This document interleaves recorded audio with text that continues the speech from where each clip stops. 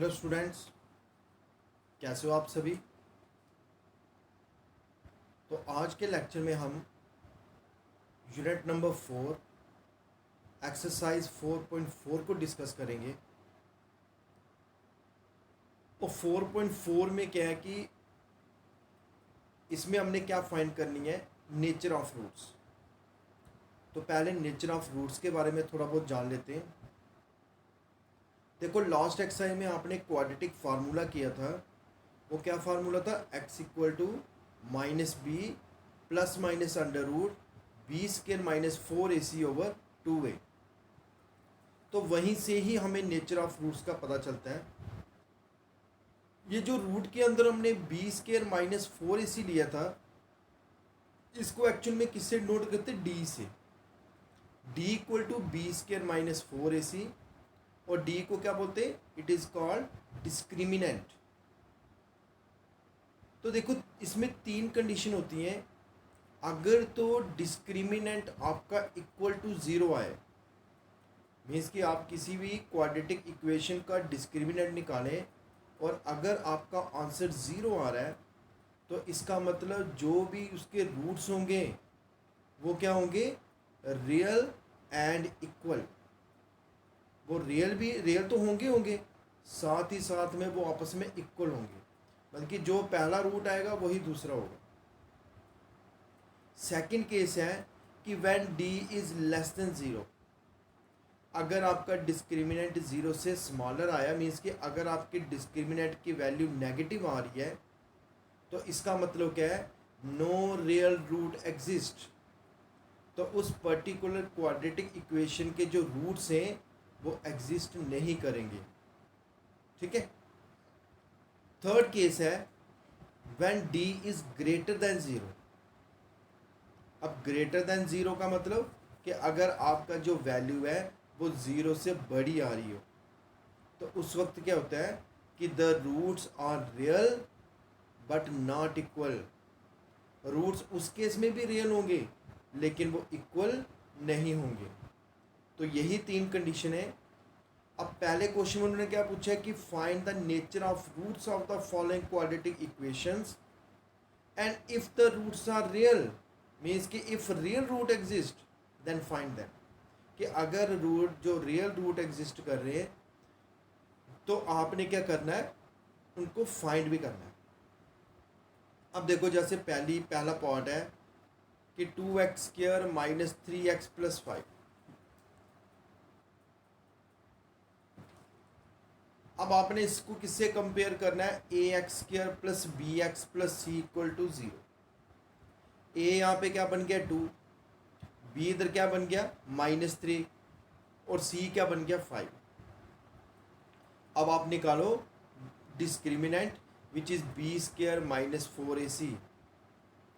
ठीक है। तो आपने b की वैल्यू क्या पुट करनी है, -3, c की वैल्यू क्या पुट करनी है 5, और a की वैल्यू क्या पुट करनी है 2। तो पुट करने के बाद हमारी जो वैल्यू आ रही है वो क्या आ रही है, -31। और मैंने आपको पहले बताया था कि अगर डिस्क्रिमिनेंट की वैल्यू लेस देन ज़ीरो होगी तो नो रियल रूट एग्जिस्ट। तो यहाँ से हमने क्या देखा कि इस पर्टिकुलर क्वाड्रेटिक इक्वेशन के जो रियल रूट्स हैं वो एग्जिस्ट नहीं कर रहे। ठीक है। तो उन्होंने क्या क्वेश्चन पूछा कि अगर रियल रूट एग्जिस्ट करे तो फाइंड करो, बट नहीं कर रहे तो हमने इनको आगे फाइंड नहीं करना है। तो यहीं पे हमारा क्वेश्चन जो है वो क्या हो जाएगा, स्टॉप हो जाएगा। अब आप सेकंड पार्ट देखो।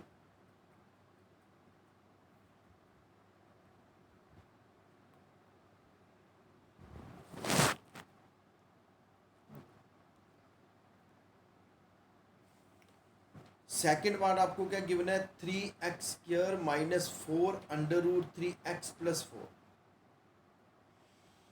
सेम इसको कंपेयर करना है, ax square plus bx plus c equal to 0। a क्या बन गया 3, b क्या बन गया -4√3, और c क्या बन गया 4।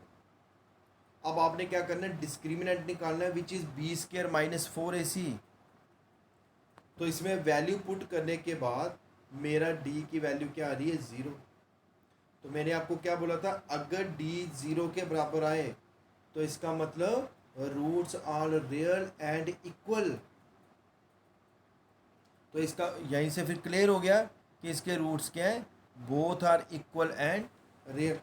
ठीक है, और रियल रूट्स और इक्वल रूट्स, तो यहाँ से हमने क्या करें, रूट्स क्या बन गए, पहला बन गया -b/2a, इसमें वैल्यू पुट कर दो।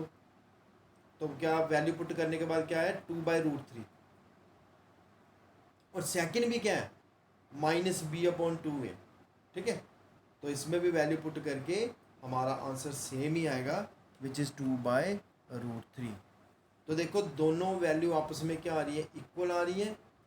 ठीक है, और ये क्यों इक्वल आ रही है, क्योंकि डिस्क्रिमिनेंट की वैल्यू किसके बराबर है, 0 के बराबर। ठीक है, सेम इसका अगला पार्ट।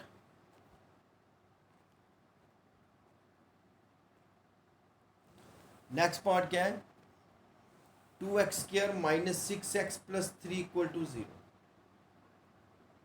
अब इसको भी कंपेयर करो ax² + bx + c = 0 से।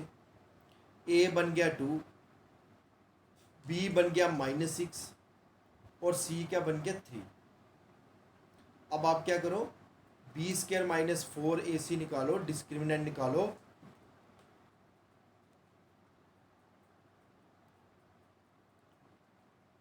तो वैल्यू पुट करने के बाद जो मेरा आंसर आ रहा है वो क्या आ रहा है, 12, एंड 12 इज ग्रेटर देन 0।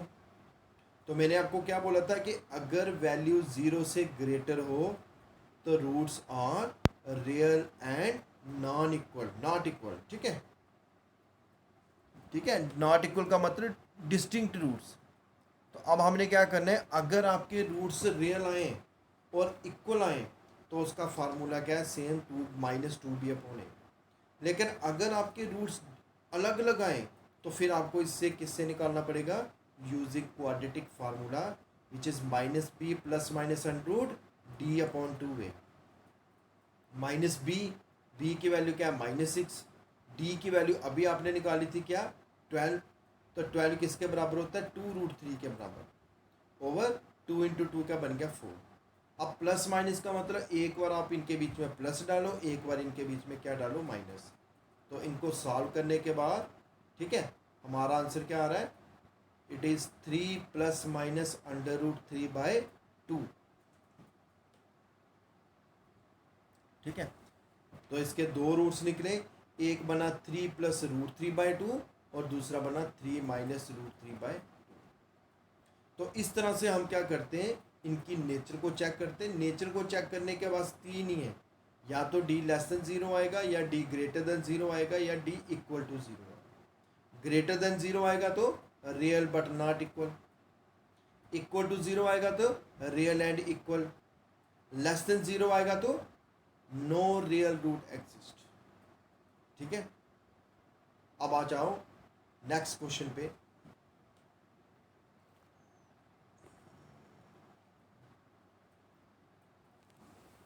देखो आपका क्वेश्चन नंबर 2, इसमें उन्होंने पूछा है कि find the value of k for which the quadratic equations have 2 equal roots. अब देखो आपको क्वेश्चन में ये उन्होंने दे दिया है कि इस पर्टिकुलर क्वाड्रेटिक इक्वेशन के रियल और इक्वल रूट्स हैं।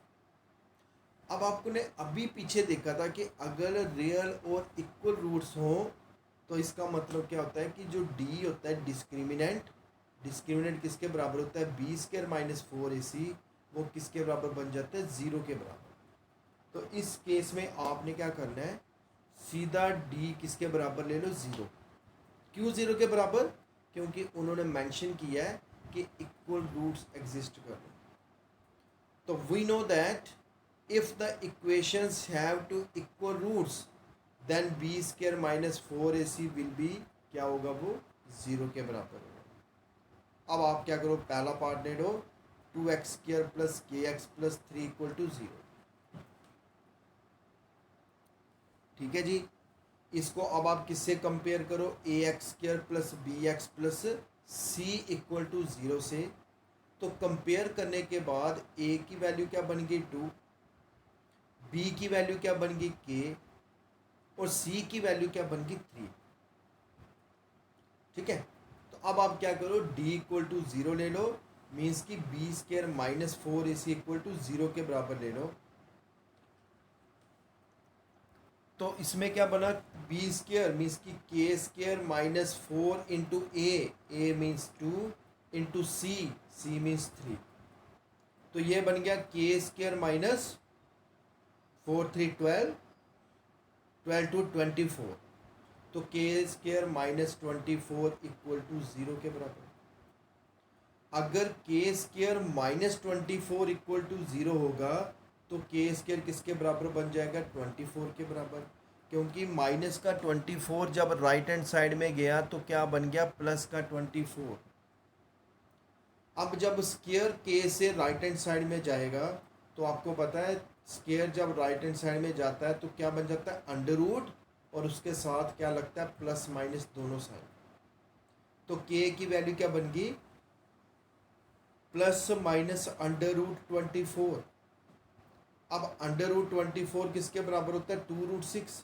अब ये चीज़ मुझे नहीं लगता कि ये बताने की ज़रूरत है कि ये √24 2√6 के बराबर कैसे आए।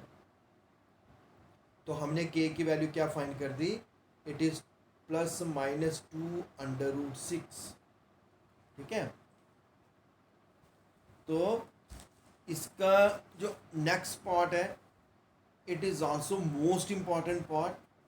ठीक है, मतलब कि इस एक्सरसाइज से आपको एक आधा क्वेश्चन आना ही आना है, चाहे वो 4 मार्क्स में आए चाहे वो 6 मार्क्स में आए। ठीक है, तो आपने देखो ना, इसके दो ही क्वेश्चन इंपॉर्टेंट है, क्वेश्चन नंबर फर्स्ट और क्वेश्चन नंबर सेकंड। जो इसका थर्ड फोर्थ पार्ट है क्वेश्चन है वो इतनी इंपॉर्टेंट नहीं है, लेकिन हमने छोड़ना कोई भी क्वेश्चन नहीं है। ठीक है, तो इसका जो सेकंड पार्ट है it is your home task. आपने क्या करना है, इसका सेकंड पार्ट खुद उसको सॉल्व करो। पहले उसको क्या करना है, उसकी ओरिजिनल फॉर्म में कन्वर्ट करना है, ब्रैकेट ऑफ करके उसको क्वाड्रेटिक इक्वेशन में कन्वर्ट करना है। फिर उसका क्या निकालना है, डिस्क्रिमिनेंट। अगर उसका डिस्क्रिमिनेंट 0 से बड़ा आ गया तो roots are real and sorry, फिर उन्होंने क्या, इसमें भी क्या गिवन है कि रूट्स आर इक्वल। तो आप सीधा क्या करो, बी स्क्र माइनस 4 AC किसके बराबर ले लो, इक्वल टू 0। बी की वैल्यू पुट करो, ए की वैल्यू पुट करो, सी की वैल्यू पुट करो, इक्वल टू 0 के बराबर। तो वहाँ से भी आप क्या करो, के की वैल्यू फाइंड करो। ठीक है बच्चों, तो इसकी जो एक्सरसाइज 4 जो है, ठीक है, ये बहुत ही आसान एक्सरसाइज है। अभी आपने पहला और दूसरा क्वेश्चन किया तो बिल्कुल इजी क्वेश्चन है ये आप बड़े आराम से ये वाले क्वेश्चन आप कर लोगे। तो आज के लिए इतना ही काफ़ी है। ठीक है, थैंक यू।